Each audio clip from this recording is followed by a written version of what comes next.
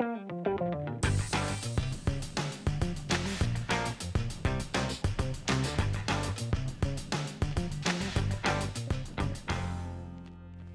I'm Julie Hassan. Welcome to Everyday Dish.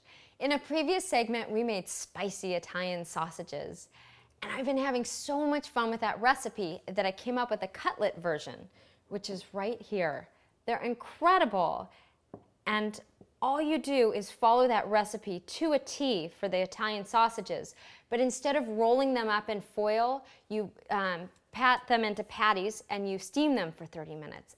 Couldn't be simpler. So with these patties, we're going to make a spicy Italian Parmesan. And the recipe, so simple. For the sauce, which we're going to start with, we've got a can or a box of diced organic tomatoes, which I have in here, 1 can of preferably organic tomato sauce. We have 3 large cloves of garlic, and I like them large, but you can vary that depending on what you like. Some dried parsley and dried oregano. Now what I like to do is to take a hand immersion blender and blend that all up to a smooth puree.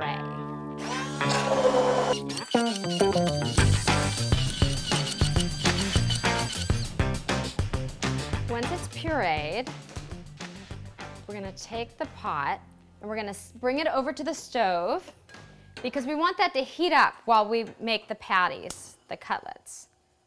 Okay, so while that's heating, we're going to come over here, and what we're going to do first is we're going to take this plate. I have on here some flour. You could use whole wheat pastry flour, whole wheat flour, all-purpose flour, whichever you like, but I'm using whole wheat pastry.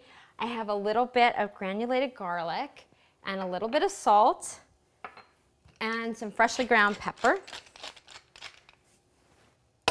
And we're just going to quickly mix that together.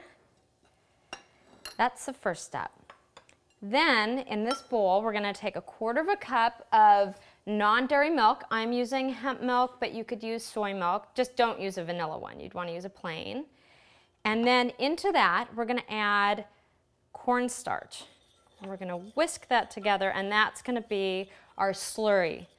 That's what's going to keep all the breadcrumbs sticking to the cutlets.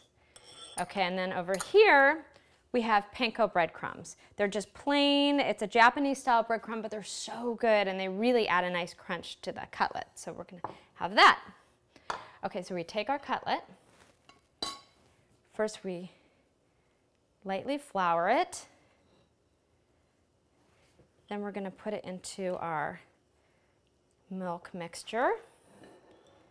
And then we dip it in to the panko breadcrumbs, and I like mine really well coated. And once you do that, you take it over to a hot skillet, which we've got right here with some olive oil in it. It just has a little bit of olive oil. Looks like my stove went out, so I'm gonna light that again. And while that one starts, we're gonna start on the next cutlet.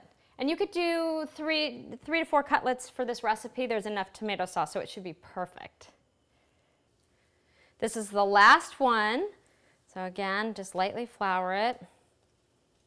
It doesn't have to be perfect. Then in our milk mixture. And then in the panko. Oh, these are so good. And in fact, these are so easy to make. My kids have been making them for dinner, so that's been quite a treat. That does not usually happen in our house where they cook for us. Okay, now with the last one here, I'm just going to put it in our lightly greased pan and let these sear until they're lightly brown, and then we'll flip them over. We're just going to flip these over now and cook them again until they're golden on the other side. We're just going to check these. Yep, they're gorgeously golden on the bottom. Now what we do, oh, this is so nice. These smell so good. Okay, so now what we do is we take the sauce. Now the sauce was cooking the whole time we were frying these up. These took maybe like 5 to 7 minutes, so not long at all. Then we're going to pour our hot sauce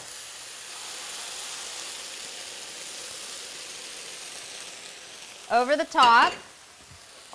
And now I've sliced up a little bit of vegan cheese. This is from Vegan Gourmet, and this one is a really good cheese. If you have like a homemade sort of, Parmesan type recipe, you could sprinkle that on top, or you don't have to use anything if you don't want to. But I like to put just a little bit of cheese on the top, and then just pop it under the broiler for a second, and you have the most scrumptious dinner. I'm telling you, this really is one of our family favorites. I just like a little bit of cheese, so we're gonna do that. My broiler's on. I'm gonna pop this baby in for, maybe about 2 or 3 minutes, just so that the cheese gets nicely melted. Okay, we're gonna check it now. Oh yeah, just perfect. You could actually put more cheese on it if you wanted to. And don't forget, you only want to put the cast iron under the broiler. You don't want to put other pans that might melt or might not be oven safe in there. But anyways, now we get this fabulous cutlet Parmesan. It's so good. It was so easy to make. So now you've got to go make the sausages and you've got to make the cutlets. Thanks so much for joining me. And for this recipe and many, many other fabulous recipes, don't forget to visit everydaydish.tv. Thanks so much for joining me. I'll see you next time.